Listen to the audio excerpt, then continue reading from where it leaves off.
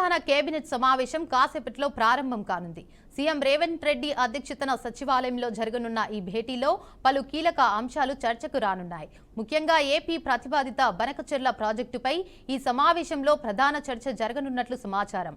ఈ కేబినెట్ సమావేశంలో తీసుకున్న నిర్ణయాన్ని బట్టి ఏపీని చర్చలకు ఆహ్వానించనుంది తెలంగాణ సర్కార్. అలాగే స్థానిక ఎన్నికలపై కూడా ఈ భేటీలో చర్చించి ప్రకటన చేయనున్నారని తెలుస్తోంది.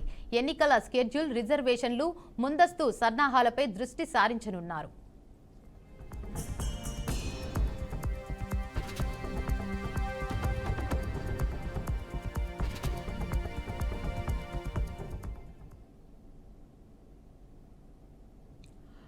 ఇక అదే విధంగా రైతు భరోసా, ఇందిరమ్మ ఇళ్ల పథకం, ఇతర సంక్షేమ కార్యక్రమాల కోసం నిధుల సమీకరణ, అమలు విధానాలపై చర్చ జరగనుంది.